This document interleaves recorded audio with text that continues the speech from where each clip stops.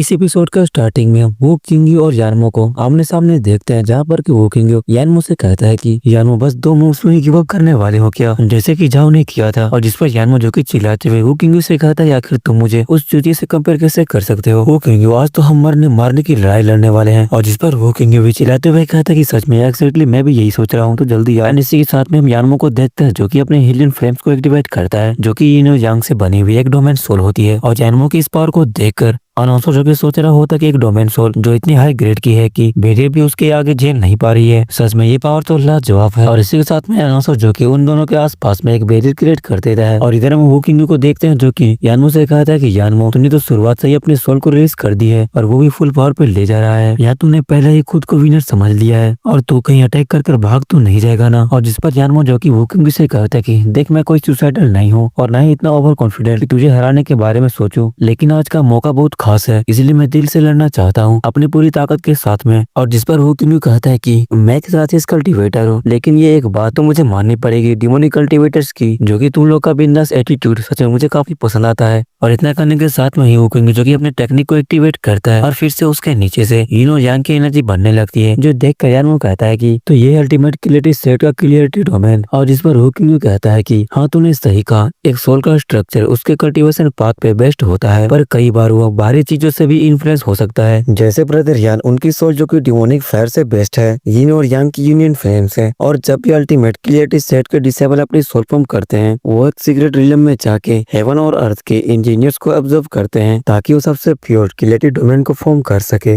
वो किंग्यू की बातें सुनने के बाद जुपेन कहता है कि तो ये बात है। और फिर यानमो जो कि चिल्लाते हुए कहता है कि जो स्ट्रांग होते हैं वो किसी वजह से स्ट्रांग होते हैं। वो किंग्यू मुझे किसी से भी फर्क नहीं पड़ता, मैं सिर्फ तुझे हराना चाहता हूँ, चाहे तेरी सोल कितनी भी स्ट्रांग हो या वीक, मैं अपनी पूरी जान लगा दूंगा तुझसे फाइट करने के लिए। और जिस पर वो किंग्यू कहता है कि तो ब्रदर यानमो तुम होल्ड बैक नहीं करना और मैं तुम्हें निराश नहीं करूंगा, मैं भी तुम्हें उसी तरह से जवाब दूंगा। और जिस पर यानमो कहता है कि तो फिर लेट किस बात की, तो चलो फाइट करते हैं। और जिसके बाद में यानमो जो कि अपने इनफर्नल फ्लोट को यूज करता है और वो सीधा वो किंग्यू पर अटैक कर देता है। इधर हम वो किंग्यू को देखते हैं जो कि जैसे ही वो अपने हाथ को ऊपर करता है तो उसके नीचे से काफी सारी स्वॉर्ड्स जो कि निकलती है, और जिसे कि वो किंग्यू जो कि काल्विंग स्वॉर्ड का नाम देता है। और फिर वो किंग्यू जो कि अपनी काल्विंग स्वॉर्ड से यानमो के उस अटैक को डिफेंड करने के लिए भेज देता है। और जैसे ही वो किंग्यू की काल्विंग स्वॉर्ड जो कि यानमो के एनर्जी से टकराती है, तो हम देखते हैं कि धीरे धीरे वो किंग्यू की काल्विंग स्वॉर्ड जो कि उसकी एनर्जी को अब्सॉर्ब करने लगती है। और इस चीज को देखकर जुपिन जो कि अपने मन में सोच रहा होता है कि वो किंग्यू ने एक्चुअली में यिन और यांग से इमिटेड फ्लेम्स को अब्सॉर्ब कर लिया है। ये वही इफेक्ट है जो डीमन ट्रांसफॉर्मेशन आर्ट में यूज होता है। और लाइटनिंग कैनियन में मैंने क्यूआर के एक को एक मीडियम बनाया था डीमन ट्रांसफॉर्मेशन आर्ट के थ्रू, ताकि मैं पर्पल लाइटनिंग अब्सॉर्ब कर सकूं। और जब एक बार ये काम कर चुका है तो शायद ये येलिन के अगेंस्ट भी ये ट्रिक चल जाएगा, चाहे डिसेमेंटिंग गोल्डन फ्लेम कितनी भी अमेजिंग क्यों ना हो, उसका पर्पल लाइटनिंग से कोई भी मुकाबला नहीं है। और जो लाइटनिंग कैनियन में था, और यही तो ये वजह थी जिसकी वजह से मैं एक कल्टीवेशन मेथड को चूज किया था, मैं इसे कैसे भूल सकता हूँ। और इधर हम यानमो को देखते हैं जो कि अपने दोनों हाथ को ऊपर करता है और अपने यिन और यांग की एनर्जी से सर्कल क्रिएट करने लगता है, और वही एनर्जी से वो किंग्यू पर अटैक कर देता है। और इधर हम वो किंग्यू को देखते हैं जो कि कोई भी रिएक्ट नहीं करता है। इसी के साथ में यानमो की पूरी एनर्जी जो कि वो किंग्यू को पूरी तरह से कवर कर लेती है। और जिस पर यानमो हंसते हुए कहता है कि तो चलो अब तुम हार गए। लेकिन इधर हम वो किंग्यू को देखते हैं जो कि अपनी कोई टेक्निक को परफॉर्म करते हुए कहता है कि हेवन और अर्थ जो कि अपने अंदर सब कुछ को होल्ड करता है, यहाँ तक कि समुद्र भी छोटी छोटी नदियों को अपने अंदर समा लेता है। और इसी के साथ में वो किंग्यू जो कि अपनी वर्ल्ड ऑफ हेवन की पावर को यूज करता है और वो यानमो की यिन और यांग एनर्जी को ही कंट्रोल करने लगता है। और ये देखकर यानमो काफी शौक होता है कि ये अच्छा नहीं है। हम देखते हैं वो किंग्यू को जो कि उसकी एनर्जी को अपने हाथों के इशारे से नचाने लगता है और सारे एनर्जी को अपने हाथ के पास में इकट्ठा करने के बाद में वो सबको अब्सॉर्ब कर लेता है, और वो भी काफी आराम से। और ये देख के यानमो को तो काफी शौक होता है और यानमो को अभी भी कुछ समझ में नहीं आ रहा होता है कि तभी हम वो किंग्यू को देखते हैं जो कि यानमो को थैंक यू कहता है। यानमो जो कि कुछ देर तक ऊपर से ही वो किंग्यू को देखते रहता है एंड इसी के साथ में वो नीचे आता है और वो किंग्यू से कहता है कि सच में मैं फिर से तुमसे हार गया, तो सच में वेस्टर्न लैंड का सबसे बेस्ट टैलेंट है। और जिस पर वो किंग्यू कहता है कि अरे यार सच में तुम काफी काइंड हो। सच कहूँ तो जब हम दोनों का डोमेन जो कि आपस में टकराया था तो मुझे ये पसीना आया था, वो तो लग मेरे साथ था कि मैं आपसे जीत पाया। और जिस पर यानमो वो किंग्यू से कहता है कि देखो यार चूतिया बनाने की कोशिश मत करो, तुमने अभी तक अपने फुल पोटेंशियल को यूज ही नहीं किया है, क्योंकि तुम्हारा रास्ता ब्रूटल स्ट्रेंथ की नहीं है। तुमने सॉफ्टनेस का सहारा लिया और आखिरी पल में जीत को चुरा लिया, वरना जब मेरा डोमेन टूट रहा था मैं सच में बुरी तरह चोट खा चुका होता। और जिस पर वो किंग्यू वोकिंग यानो से कहता है कि मैं तुम्हारी सीधी और ईमानदारी बात करने की आदत की दिल से तारीफ करता हूँ, लेकिन एक बात में तुम गलत थे। वेस्टर्न लैंड्स का सबसे बड़ा जीनियस कहने का दर्जा मैं तो कब का खो दिया है। और यहाँ पर वोकिंग जो कि इनडायरेक्टली येलिन की तरफ इशारा कर रहा होता है, और जिस पर यानो कहता है कि वो दोनों जो कि पावर ऑफ पाथ पर चल रहे हैं और वो दोनों किसी पे भी दया नहीं दिखाते और उन पर रहम खाना वही तुम्हारी सबसे बड़ी कमजोरी बनेगी। और तुमने खुद देखा तुम्हारे जूनियर ने पहले ही वार में किसी की जान ले ली, और ज़ुकैन उसने तो बिना किसी हेजिटेशन के सोच को मिटा दी। उस वक्त उसने भी मुझे एक गहरी चोट दी थी। और ये दोनों जो कि शक्तिशाली लोग हैं, ऐसे लोग जिनसे मॉडेस्ट और जेंटलमैन कभी टकरा नहीं सकते, लेकिन मेरे लिए तुम हमेशा वेस्टर्नलैंड के सबसे बेस्ट टैलेंट रहोगे। और वो दोनों इंसान नहीं बल्कि मॉन्स्टर्स है। और जिसके बाद में यानो जो कि वहां से जाने लगता है ये बोलते कि मैं हार गया, और जिसके बाद में वोकिंग भी स्टेज पर से नीचे आ जाता है। इधर हम अनाउंसर को देखते हैं जो कि अनाउंस करता है कि और तो इस तरह सुपर सेट का स्टेज अपने अंजाम तक पहुंचा, जहां अल्टीमेट क्रिएटिव सेट ने अपना पहला स्थान हासिल कर लिया, और हेडलिन प्लेम सेट जो कि अपने दूसरे नंबर पे है, और यूनिवर्सल राथियस सेट जो कि अभी तीसरे नंबर पर है। और सुपर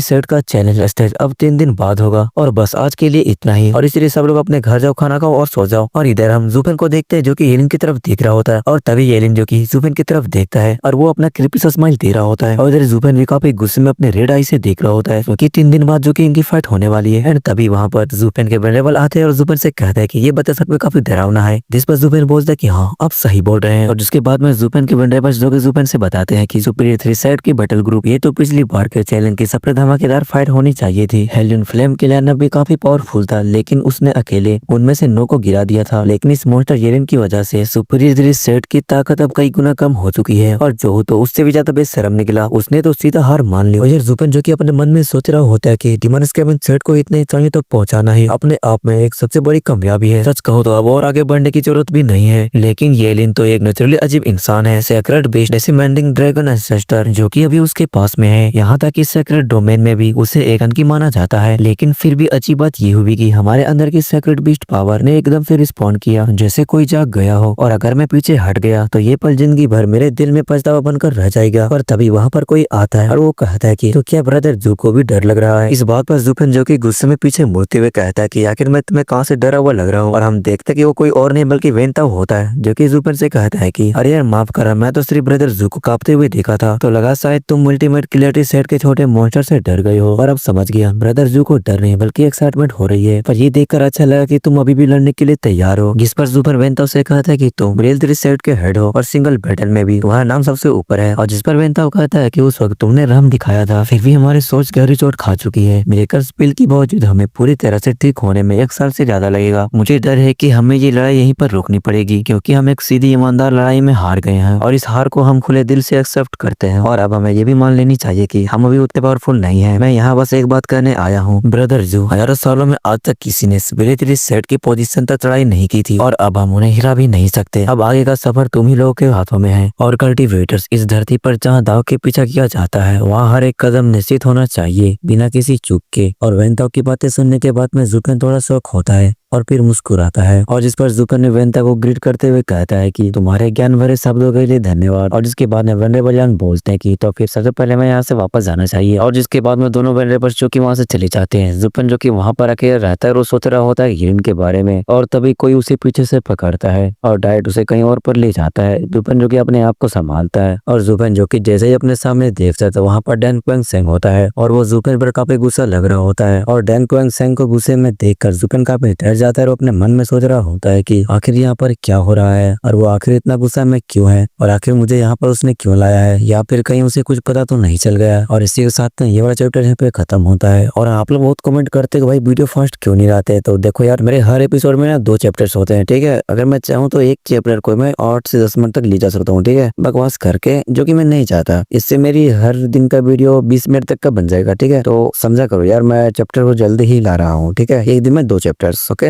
और हाँ, यहाँ तक आ ही गए तो भाई वीडियो को लाइक कर देना, कम से कम 300 लाइक तक पहुंचा दो यार। और जी लो भाई, मैं 30 सेकंड तक बकवास किया भाई, मेरा वीडियो 9 मिनट का हो गया।